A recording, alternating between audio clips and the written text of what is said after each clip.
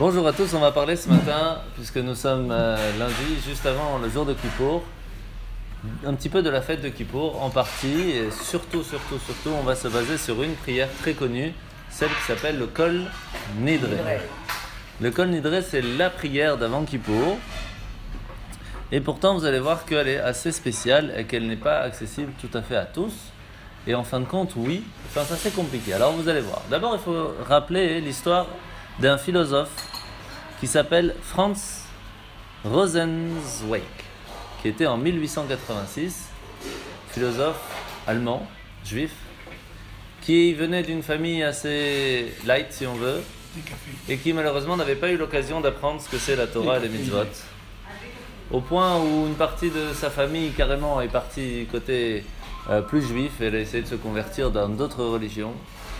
Et lui, quand il a pris la décision en tant que philosophe, donc c'était quelqu'un de très intelligent, de sortir de la religion juive, même si c'est pas possible, mais en tout cas c'était sa volonté. Étant donné que c'était quelqu'un d'intelligent, il a dit à sa mère, avant de passer le cap, si on veut, je vais d'abord aller passer un kippour comme il faut, et si après je vois que c'est pas pour moi, alors à ce moment-là je passerai de l'autre côté. Sa mère n'a rien voulu savoir, presque elle l'a jeté de la famille. Elle a dit chez nous il n'y a pas Kippour, il n'y a rien du tout. Et donc il a dû se partir, il est parti à Berlin. Et là-bas il est parti dans une synagogue orthodoxe. Et il a fait le Kippour comme il fallait. Et à la fin de Kippour, il a dit à sa mère, maman, j'ai trouvé le chemin de la Teshuvah. Et depuis ce jour-là, il a changé tout à fait autrement. Il est resté professeur de philosophie, etc. Mais il est devenu quelqu'un de très religieux. Il s'est marié avec une femme qui ont eu des enfants qui sont religieux, etc. Donc on voit que lorsqu'on lui a posé la question qu'est-ce qui a fait tout ce changement, quelle est la prière spéciale de Kippour, quelle est l'ambiance de Kippour spéciale qui lui a fait ça, il lui a dit c'est le Kol Nidre. La prière du Kol Nidre a une force tout à fait spéciale qui permet de retourner une personne. Comment c'est possible? Qu'est-ce qu'elle a de tellement spécial, la prière de Kol Nidre? Ah, c'est normal. Que... J'envoie les pizzas ou pas encore? Ouais, quand tu veux, ouais. Que... qu'est-ce qu'il y a de tellement spécial? Pour ça, il faut d'abord essayer de comprendre qu'est-ce qu'il y a de spécial le jour de Kippour. Il faut savoir que c'est écrit chez les Chachamim Akol Taloui Bamazal, Afilu Sefer Torah Sheba Echad. Tout est fixé par le destin. Même le Sefer Torah qui se trouve dans l'armoire est fixé par le destin. Qu'est-ce que ça veut dire? Vous savez que dans l'Arche Sainte, il y a plusieurs livres de Torah, plusieurs Sefer Torah.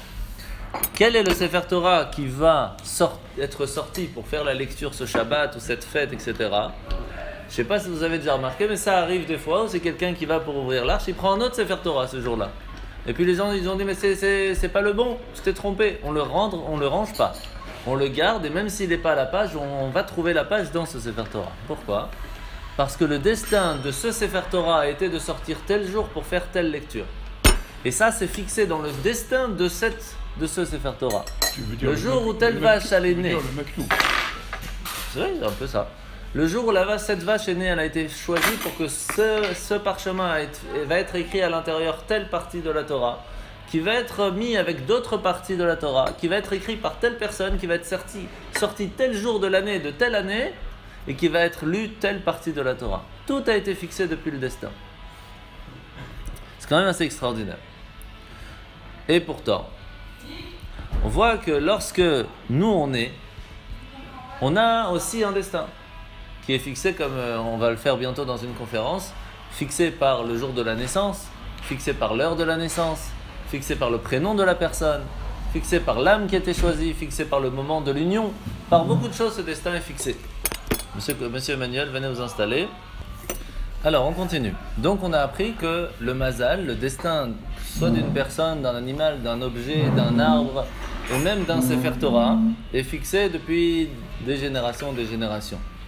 Même le moment où le Sefer Torah va sortir, et à quel moment, et pour quelle occasion, et pour quelle partie de la Torah, ça aussi c'est choisi. Donc, on voit que, puisque le destin est choisi, pourquoi est-ce que le jour de Kippour, qui est quand même un jour le plus important, un jour assez spécial, la prière qui fait l'ouverture de la prière de Kippour, c'est le Kol Nidre. Kol Nidre qui est une prière assez spéciale. Alors pour ça, il faut essayer de comprendre un petit peu c'est quoi le Kol Nidre. La prière du Kol Nidré a un travail à faire. C'est de quoi? C'est d'annuler les vœux. Quand on fait le Kol Nidré, on n'est pas en train de demander la parnassa, on n'est pas en train de demander la santé, on n'est pas en train de demander pardon. On est en train simplement de dire, si on a fait des vœux pendant l'année, si on a fait des promesses et qu'on ne les a peut-être pas tenues, on demande à Dieu de les enlever.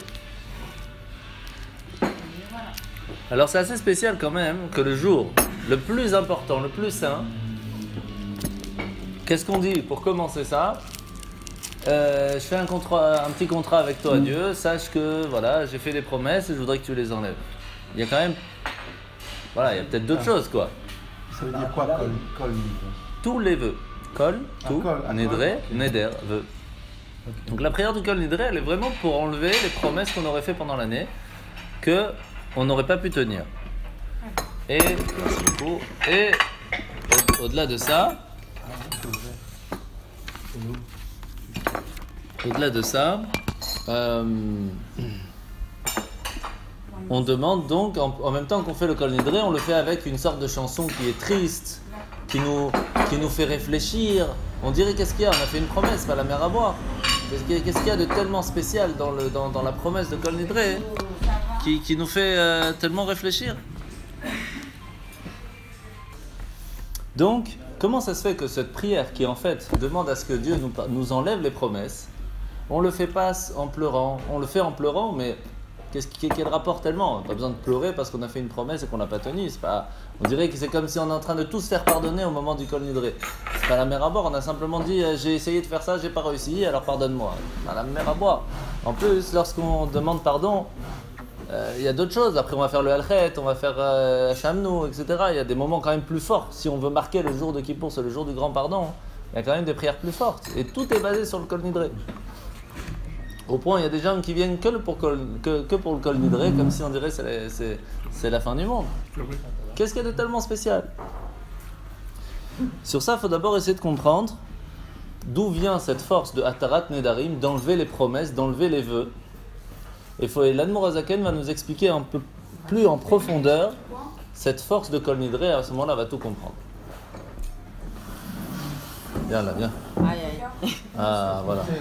Là, viens à ma droite. Maintenant. Attends, je récupère Je juste viens à ça. côté de vous. Et je récupère ça. Non, c'est pas un Si tableau. vous voyez pas d'inconvénient. En l'arabe. Il y a trop de photos privées dedans. Chouïa. Ouais, je peux pas laisser. Maintenant, il y a autre chose. Ça, c'est à toi. Là. Non, ça, ça. Ça, c'est alors. Ça, ça. Donc maintenant, on va voir autre chose. C'est écrit dans Mishnah Kritut. C'est qui? David? C'est qui? Ah, ok, d'accord. Dans la Mishnah Kritut, on voit que c'est écrit Chayave Chatat Ve'Hasham Vadai Shavar Alehem Yom Kippourim Chayavim Lavim Achei Yom Kippour.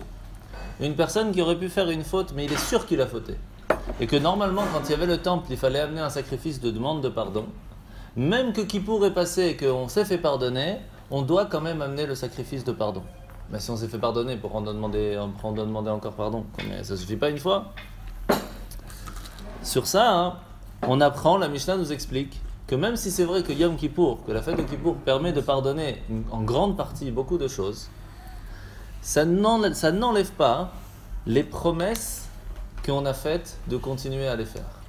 C'est-à-dire que même si c'est vrai, on a dit, voilà, je demande pardon à Dieu parce que je n'ai pas mis les téphilines.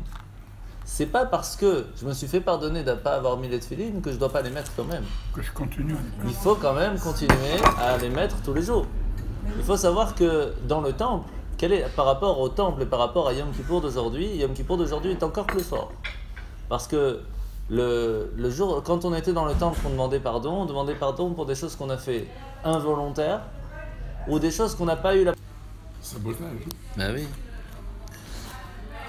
Donc la force de Yom Kippour est telle qu'elle nous permet de se faire pardonner pas seulement des choses involontaires, pas seulement des choses qu'on n'a pas pu faire, mais aussi même des choses qu'on a fait volontairement.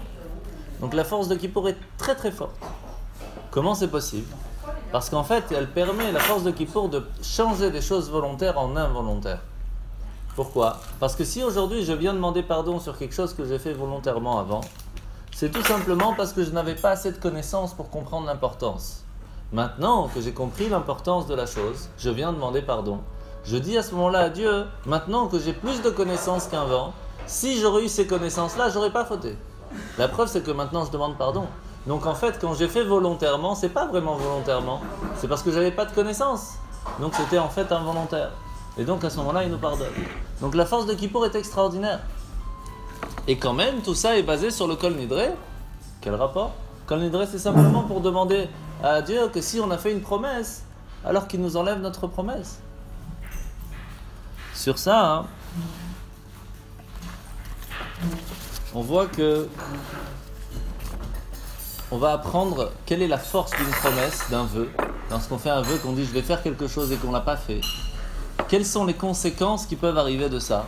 Et on va comprendre pourquoi le Kol Nidre est si important. Il faut savoir qu'il y a deux sortes de vœux d'abord. Il y a les vœux qu'il y a entre nous et Dieu. Par exemple, je dis à Dieu, voilà, toutes ces choses-là, je vais plus arrêter de manger, c'est fini, je sais que c'est pas, il faut pas manger, je mange pas. Ou alors ces choses-là, je sais qu'il faut les faire, donc je promets de les faire. Et il y a des promesses qu'on va faire à son ami ou à une autre personne. On va dire, ouais, je te promets, tel jour, telle heure, je suis là pour toi, je serai présente pour t'aider à déménager, etc., etc. Et on vient pas. Donc la personne, elle compte sur nous, et on fait pas. Donc c'est deux vœux qui sont très compliqués.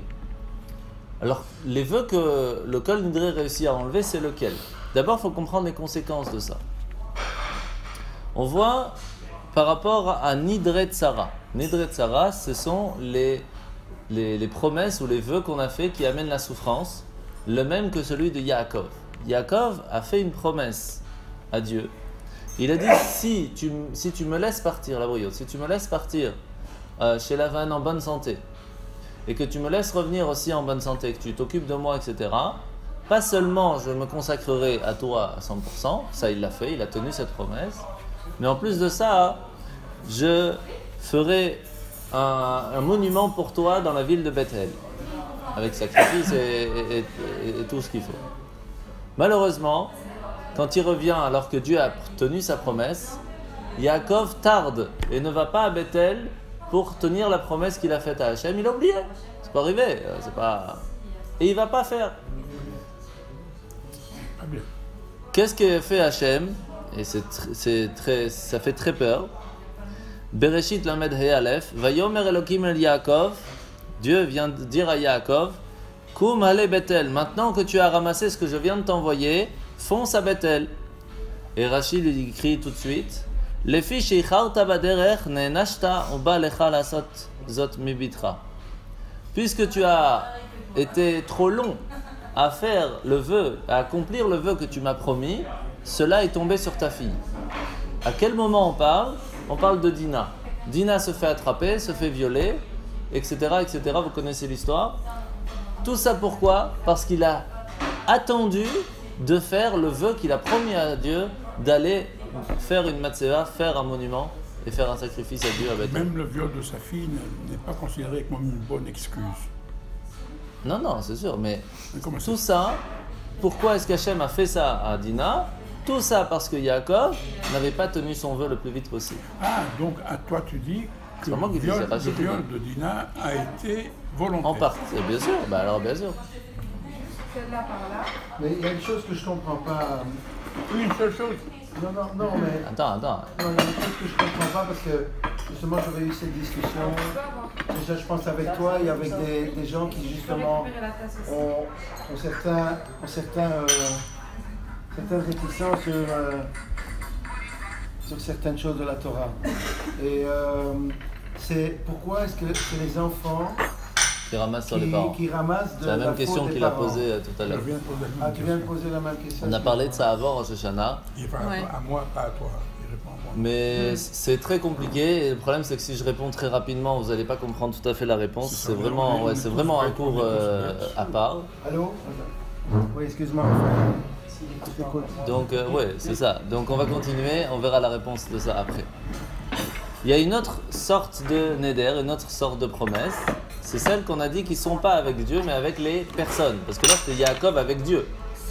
Il y a une autre sorte de promesse, de vœu.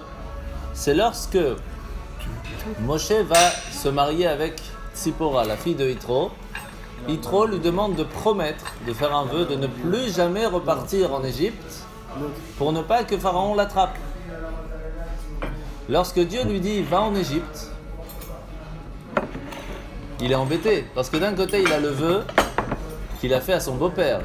De l'autre côté, il y a Dieu lui-même qui lui dit « Va en Égypte ». Qu'est-ce qu'il fait à la place d'aller en Égypte?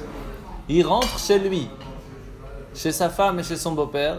Il demande la permission à son beau-père de partir et seulement après il va en Égypte. Et Dieu lui-même lui dit, regardez dans Nedarim, c'est écrit Vayomer Hashem el Moshe bemidian lech shuv Mitzrayim ki metu kol anashim. Hashem dit à Moshe, d'abord va à Midian pour demander la permission à ton beau-père d'enlever le vœu et seulement après shuv Mitzrayim, seulement après tu pourras retourner en Égypte. Sinon tu ne peux pas aller en Égypte. Tu as un vœu, tu ne peux pas casser une promesse que tu as faite. C'est très grave. Donc on voit qu'un vœu a une force extraordinaire et qu'il faut faire très attention aux promesses qu'on dit. Et il faut toujours dire bli neder. Quoi qu'il se passe, comme ça, si on n'a pas réussi à tenir, on est tranquille. On doit dire quoi? Bli neder, sans promettre. Je vais essayer, sans promettre. Et c'est pour cela. Hein, non, c'est pas sans promesse, c'est sans engagement. C'est vrai, ça. Sans engagement. C'est pour cela hein, que on voit très bien. On voit très bien que l'importance mystique qui se trouve dans les promesses, dans les vœux, est aussi très forte. Pourquoi? Parce que lorsqu'on dit une parole en disant par exemple je vais faire telle chose, je vais faire la bracha avant de manger, je vais mettre les tefilines, je veux. Quand on a dit une parole, ces paroles se mettent autour de nous et n'arrêtent pas d'être présentes tant qu'on n'a pas fait le vœu qu'on avait demandé de faire. C'est-à-dire que vous êtes à la Torah par exemple Shabbat, vous dites j'offre 18 € par exemple à la synagogue. Toujours on dit bli neder. Pourquoi? Parce qu'à la seconde où Shabbat est sorti, chaque seconde que vous attendez de payer cette dette, il y a encore ces mots-là qui vous disent alors. Et il y a Dieu qui est là, il veut te donner des bénédictions et ça bloque, c'est bloqué. La bénédiction ne peut pas passer parce que tu as une promesse qui n'est pas tenue. C'est pour cela qu'on dit toujours bli neder, toujours. Au point même, je ne sais pas si vous connaissez cette histoire, dans Ta'anit on raconte l'histoire des témoins du rat et du puits. Je ne sais pas si vous avez déjà entendu. Il y avait une fois une demoiselle qui a voulu boire, elle est partie dans un puits pour boire, mais elle n'arrivait plus à remonter, elle est tombée dans le puits, elle n'arrivait plus à remonter, donc elle criait au secours, au secours. Et il y a un monsieur qui est là, qui lui dit, si tu veux que je te remonte, à la condition c'est que tu me promettes qu'on se marie. Ils étaient jeunes, ils avaient quoi, 15 ans, 16 ans. Et elle promet. Et alors il dit, il n'y a pas de problème, mais alors à ce moment-là, que ce soit le rat qui vient de passer et le puits qui est ici, qui sera notre témoin de mariage. Plus tard, le mari a oublié la promesse. Ce monsieur a oublié la promesse. Et il rentre dans sa ville, et il se marie avec une dame. Premier enfant arrive, il y a un rat qui arrive et qui fait du mal à l'enfant et qui le tue. Toujours les enfants. Deuxième enfant. Toujours les enfants qui payent pour les parents. Deuxième enfant arrive, l'enfant grandit, il grandit et où est-ce qu'il tombe? Il tombe dans un puits et il part aussi. Alors la femme dit à son mari, si c'était une mort normale ou classique ou les deux la même chose, j'aurais pu comprendre que c'était une punition divine ou que c'était parce que c'était prévu ou autre chose. Mais là on voit bien que c'était des choses assez précises. Donc c'est qu'il y a quelque chose chez toi qui ne va pas. Essaye de te rappeler pourquoi. Et il se rappelle de la promesse qu'il a faite. Alors il divorce. Il va se marier avec cette femme et ils ont des enfants et tout va bien. Il n'est pas obligé de divorcer. Dans ces cas-là, c'est problématique. Parce Il qu'il n'est y a pas obligé de te divorcer. Ben oui, mais c'est en sachant qu'il y a des témoins, c'est chaud. Donc, on voit que la force d'une promesse, la force d'un vœu, la force d'une parole, il faut faire très attention lorsqu'on dit quelque chose. Lorsqu'on dit à quelqu'un, je vais te payer à l'heure, je vais te faire ci, je vais faire ça, je serai là pour toi, etc. Donc la deuxième femme de très ce type, attention. la deuxième femme de ce type qui n'a rien fait, elle paye les conséquences de la promesse. Oui, bien sûr, bien sûr, bien sûr. C'est très dur. Toujours les innocents qui payent, quoi. On sait pourquoi. Parce que la vie est injuste. Ah ouais, voilà. Non, la vie est injuste pour nous. Mais Dieu, il sait pourquoi il a fait de cette façon. Pourquoi nous, on ne sait pas. Non, Mais parce lui, que il sait. cette dame est allée au paradis après. Non, mais On ne sait pas pourquoi. Non, j'imagine. Il vient passer un message avant le message, c'est le Cohen, attention. C'est le Cohen, c'est ça. Ah, on rigole pas avec le Cohen. Cohen, c'est tout. Donc c'est pour cela que le Shulchan Aruch, le livre des lois de la Torah, nous dit une phrase très très forte qui lo idor adam nedarim leolam ve'afilu im rotze le'eletz ulachiach et atzmo lidrachek misur. Interdit pour toute personne à jamais de faire un vœu, même si c'est pour s'empêcher de faire un interdit, c'est interdit de jurer. Donc on ne rigole pas lorsqu'on dit quelque chose. Lorsqu'on dit une parole, on doit faire très très attention avec sa parole. Et plus que ça, le Shulchan Aruch continue, nous dit chez Loïdour Shom Davar va filuz daka hentov leido. Même pour dire je promets de donner telle somme à la tzedaka, etc., rien. On ne fait aucun vœu, aucune promesse, tellement c'est dangereux la force que peut avoir un vœu ou une promesse. Et toujours, il finit en disant, à la fin de chaque parole, on doit toujours dire Bli Neder. On promet, mais sans prendre vraiment d'engagement, comme ce qu'on a dit tout à l'heure, sans vraiment jurer. De là, on peut comprendre un petit peu pourquoi est-ce que les Chachamim nous demandent avant de Yom Kippour, avant que commence vraiment la fête de Yom Kippour, de faire la prière de Kol Nidre, qui va permettre d'enlever ses promesses et ses vœux qu'on aurait fait pendant l'année, puisque ça bloque, ça enlève tout. Toutes les bénédictions ne peuvent pas arriver à cause des promesses ou des vœux qu'on aurait fait pendant l'année. Donc déjà, on a une certaine compréhension de ce que c'est le Kol Nidre et l'importance. Sur ça, on va aller voir le Zohar. Le Zohar nous dit une phrase, V'yom ha-kippurim shehu mehei nolam haba, tiknu lomar Kol Nidre. Le Zohar nous dit pourquoi on doit faire le Kol Nidre, parce que le Yom Kippour, c'est un mehei nolam haba. On goûte du monde futur. Une question. Oui. Le Zohar Oui. date du 13e, 14e siècle. Oui. Depuis quand existe le Kol Nidre? Le Kol Nidre C'est pour ça qu'il y a le Shita Mekubetset. Du 16e siècle. Alors, le Shita Mekubetset arrive tout de suite pour poser cette question. Ah, il est intelligent. Ah ouais. Et nous dit depuis quand existe le Kol Nidre pour savoir comment c'est possible que le Zohar savait ça. Il nous dit tout simplement le Kol Nidre existe depuis Anshe Knesset Agdola. Donc depuis bien avant. On a des preuves de ça. Oui, bien sûr, c'est écrit. Shita Mekubetset. C'est l'homme aspic. Comment ça? Shita Mekubetset, vous connaissez? C'est écrit, c'est l'homme aspic. Ah, alors vous voulez quoi que ce soit écrit sur un Sefer Torah? Vous voulez... Historique. Historique, voilà. Alors je vous donne l'historique. Quand je te dis que le Kol Nidre est venu au 16e Ça, siècle. c'est votre historique. Je vous donne l'historique de la non, Torah. le Kol Nidre vient du 16e siècle. Ok, alors. On a même le nom de celui qui l'a écrit. Ça va. Alors, si je vous dis que ça existe depuis avant, c'est que ça existe depuis avant. Ve'anshe Knesset, je vous lis le Shita Mekubetset Nedarim Chav Gimel. Voilà, si vous voulez le truc exact. Ve'anshe Knesset Agdola taknu lanu le'asir min ha'mirshol. Que la Anshe Knesset Agdola ont fait cette takana de faire le Kol Nidre avant Yom Kippour pour nous enlever tous les vœux. Et pourquoi?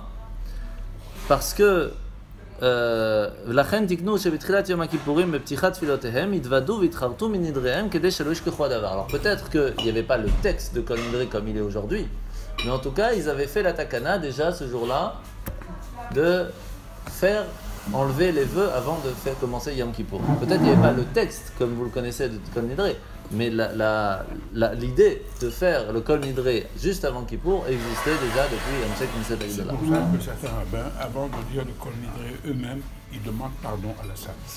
C'est sûr, et pas seulement ça. Avant ça, on fait tout le halchet avant de commencer le Kol Nidre aussi, pour ceux qui ont l'habitude de faire un mincha. Sur ça, une question se pose. Ça va? Sur ça, une question se pose. Quand on fait le Hatarat Nedarim, quand on fait l'annulation des vœux, le jour, la veille de Rosh Hashanah, on l'a fait pour se préparer à la nouvelle année. Donc on fait une sorte de mini Kol Nidre si on veut. On le fait quand? À la fin de la prière du matin. Pas au début. Et là, on fait quand le Kol Nidre? Avant de commencer la prière.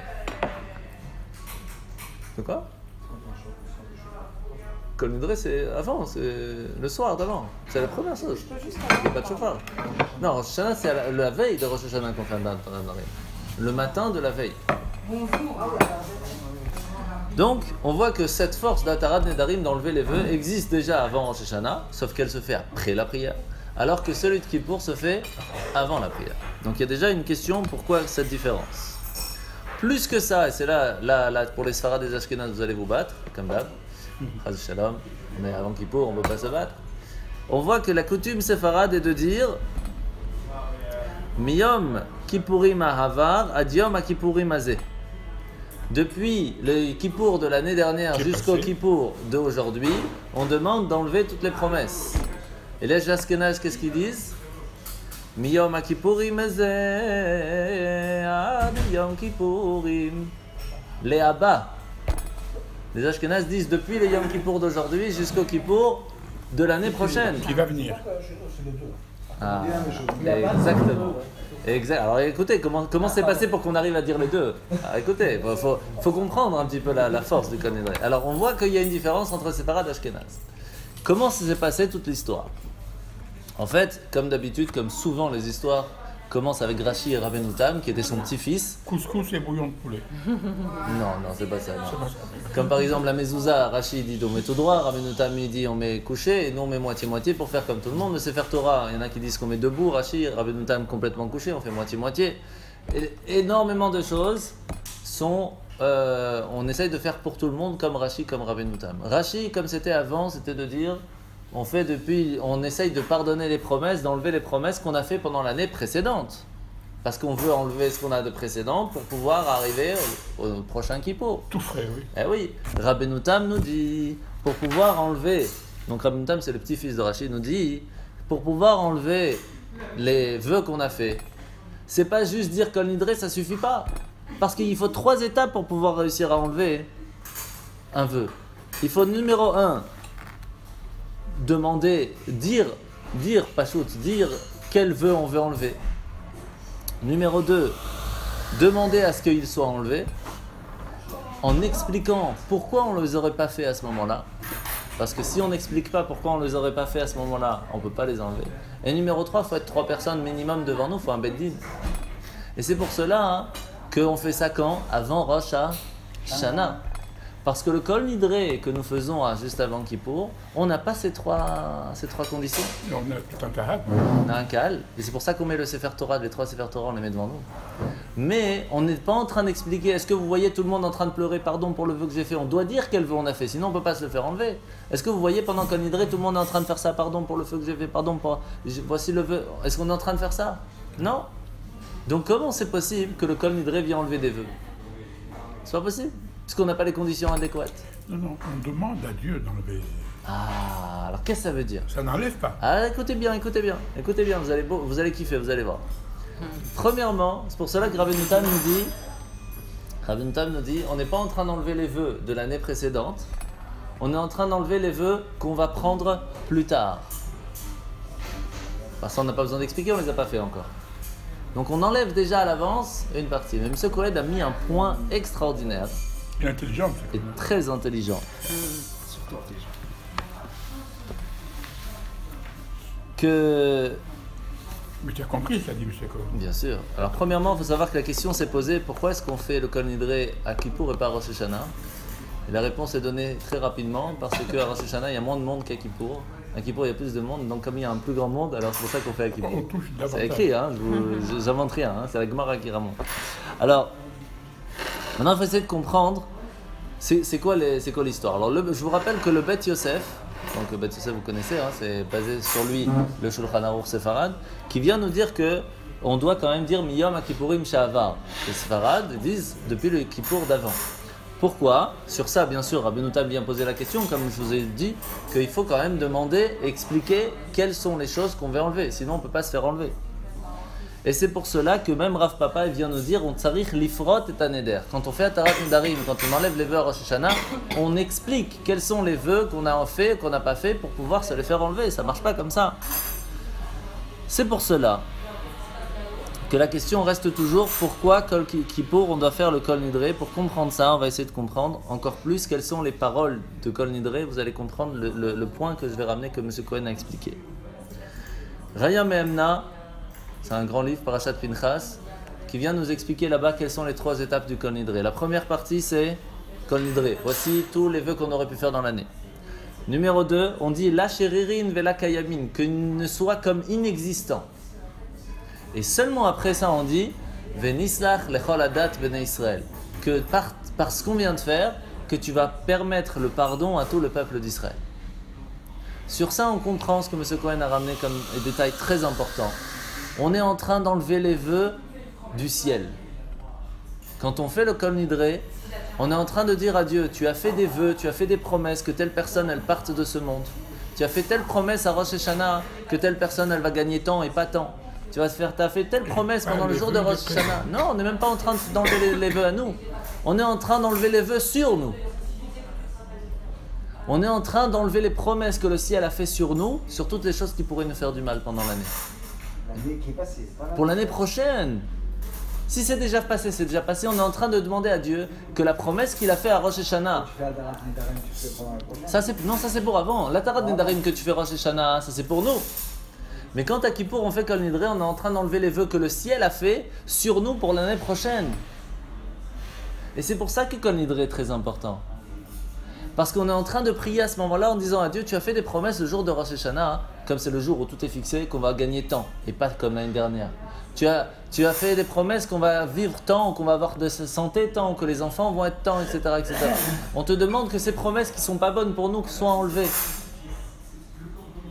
Et c'est pour cela qu'on a cessé en 3 étapes. D'abord, on doit dire, voici toutes les promesses. Je ne connais pas les promesses. C'est pour ça que je ne peux pas les dire, puisque c'est les promesses de Dieu. À venir. C'est les promesses qui sont à venir, pour l'année qui arrive. Et donc, on lui demande que ces promesses-là soient enlevées et qu'il puisse continuer tranquille pour l'année qui arrive. Et c'est seulement après qu'il a enlevé ses promesses que là, on peut dire « Venislach, lechol adat, bnei Israël » que puisse s'enlever et se faire pardonner tout le peuple d'Israël. Là, vous avez arrêté de manger, là, je vois.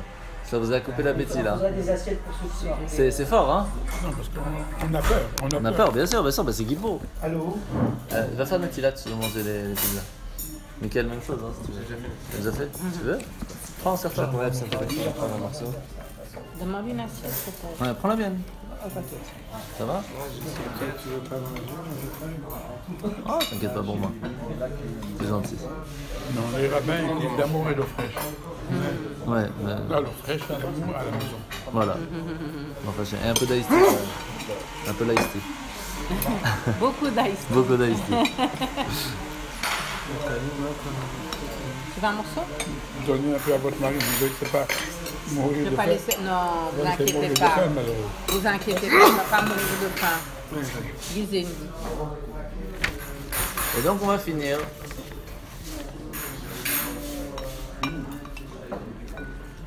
En voyant qu'il y avait un chassid qui était chez lui à la maison, et un peu avant Kippour, il s'est posé la question, est-ce que vraiment c'est possible d'enlever les promesses qu'on a faites? Est-ce que c'est vraiment possible de se faire pardonner à 100%? Est-ce que c'est vraiment possible qu'on ait tous, chacun de nous, une âme divine qui nous permet de revenir, quoi qu'il se passe, quoi qu'on ait fait? Dieu, rien n'est impossible. Alors, qu'est-ce qui s'est passé? Veille de Kippour, il y a quelqu'un qui tape à la porte, c'est qui? Des brigands, qui rentrent à la maison, qui attachent toute la famille. Et lorsqu'il entend ça, qu'est-ce qu'il fait? Il avait été en train de lire le Zohar. Alors il s'assoit et commence à pleurer. Hachem, je suis en train de lire le Zohar, que tu puisses me protéger, que tu puisses nous protéger, la famille, surtout avant Kippour. Et il pleure et il y a les larmes parce qu'il sent que voilà, c'est fini. Et il y a quelqu'un qui rentre dans la chambre là où il était en train de lire et le voit pleurer, alors il appelle son chef. Et lorsque son chef le voit, il se rappelle qu'en fait il a étudié avec lui lorsqu'il était plus jeune. Ce brigand-là, en fait, était juif, était un Bachour Yeshiva, qui s'était marié. Et sa femme lui avait dit une fois, puisque tu es tellement intelligent, viens me donner un coup de main à mon père pour ses affaires. Sauf que ses affaires étaient plutôt compliquées. Et donc, il l'aide à arranger ses affaires, que ce soit légal, que ce soit bien comme il faut, etc. Et les brigands avec qui il travaillait, son beau-père, ont bien aimé son intelligence et à chaque fois, il lui demandait des conseils. Sauf qu'à force, eh ben, il a été attrapé par ça. Il est devenu pas seulement un brigand, il est devenu le chef des brigands. Lorsqu'il a vu son ami en train de pleurer, en train d'étudier comme ça, son cœur n'a pas pu tenir. C'est comme ça qu'il a tout lâché, toutes ses bêtises, et qu'il est revenu à la Torah comme il le fallait. Donc on voit que on se dit des fois, faire une petite bêtise, faire une petite erreur, faire une petite promesse, c'est pas très grave. En fait, il faut savoir que dans la Gemara Sota, on apprend que chaque fois qu'on fait une mitzvah dans ce monde, ça nous accompagne jusqu'au monde futur.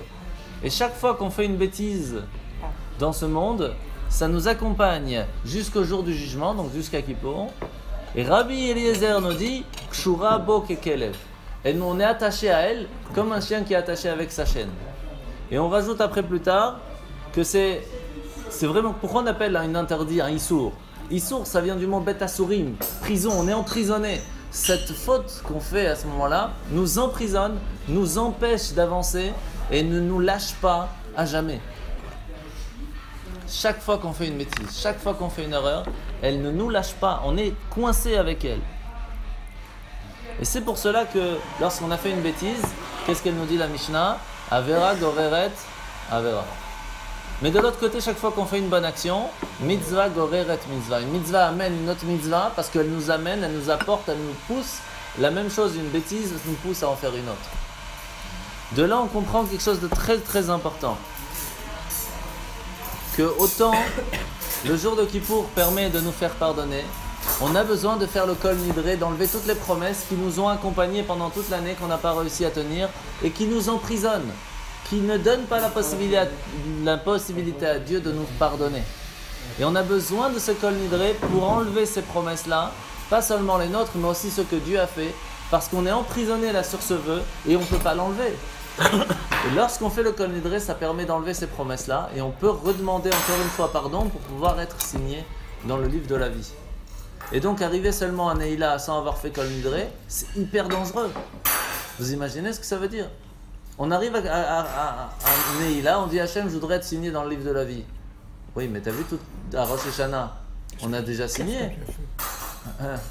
Ah oui, mais tout le monde, tu as tout enlevé, tu as tout effacé pour les autres. Ah oui, mais c'était là kol nidré. À kol nidré, on a effacé ce qu'on a écrit à Rosh Hashanah. Tu veux pouvoir avoir une deuxième chance, mais il faut effacer ce qu'on a écrit d'abord. Donc arriver que à Neila, c'est hyper dangereux.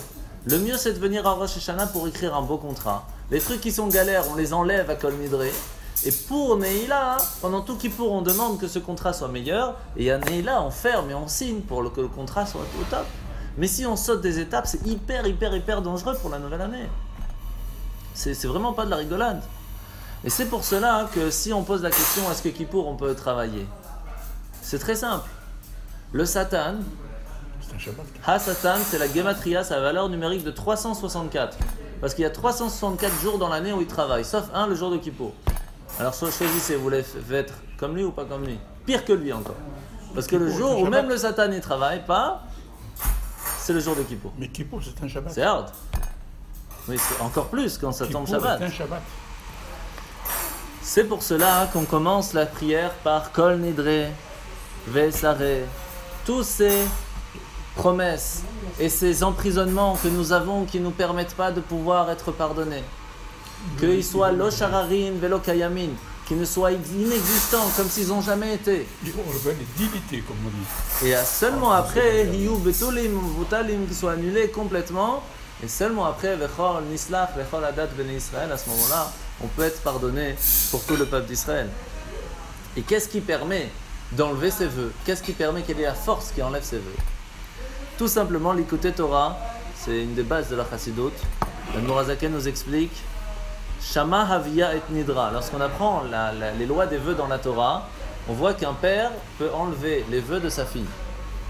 Autant qu'un mari peut enlever les vœux si sa femme elle a fait un vœu qui va l'embêter, qui va l'empêcher de vivre comme il le faut. 10 000 francs à mon beau-père. 10 000 francs à votre beau-père, ben voilà. Il a juré qu'elle n'allait pas m'épouser. Ouais. Quand elle a dit je vais quand même l'épouser, il a dit j'ai peur de mourir. Alors il est allé. Non, 15 000 francs il a payé. Ouf. Quand l'instituteur avait 4 000 francs, lui il a payé 15 000, un barbu. Ah oui, bien sûr. Mais... Comme toi, mais beaucoup plus. Bah oui, c'est ça. Sinon ça n'aurait été pas 15 000. Et donc oui, pour enlever un vœu, c'est pas du tout évident. Et il a regretté après. Alors, qu'est-ce qui se passe? La douleur. Qu'est-ce qui se passe? En fait, pourquoi est-ce qu'un père peut enlever un vœu que sa fille a fait? Parce qu'il l'aime tellement que par cette grande amour, il peut lui enlever son vœu. La même chose un mari à sa femme. Si sa femme a fait un vœu qui va en fin de compte l'embêter, par l'amour rabat, par le grand amour qu'un mari porte à sa femme, peut se permettre d'enlever un vœu qu'elle a fait. Il y a le seul moment où il y a un vœu qui est coincé, c'est quand elle est fiancée. Parce qu'elle est moitié chez le père, moitié chez le mari, là elle est coincée. Et le contraire, la femme. Le contraire, non. Ça ne marche pas. Pourtant elle l'aime. C'est pas la même chose. Une femme ne compte pas. Chaz v'shalom, Monsieur Cohen. Et donc, lorsqu'on arrive le jour de Kippour, on dit à Hachem, rappelle-toi que c'est vrai qu'on a un corps, c'est vrai qu'on a fait des bêtises, c'est vrai que notre corps n'a pas suivi pendant toute l'année. C'est vrai qu'on aurait dû, Chaz v'shalom, on est emprisonné par toutes les bêtises, les vœux, les choses qu'on a faites, qu'on n'a pas faites, qu'on a dit, qu'on n'a pas dit. Mais tu nous aimes, tu nous as donné une âme, cette âme c'est une partie de toi. Tu nous as choisis, tu nous as dit d'essayer de faire au mieux, et on a fait au mieux. Et par cet grand amour que tu as envers nous, on te demande d'enlever Kol Nidre Vesare, tous les vœux, toutes les promesses, tous les emprisonnements qui nous empêchent d'avoir une bonne année, enlève-les s'il te plaît. Et c'est pour cela qu'il est important de faire le Kol Nidre avant Kippour. Hazak Hazak ou Balzak. Avec ta permission, Oui, bien sûr. je vais donner un point de vue historique de la question. Et ça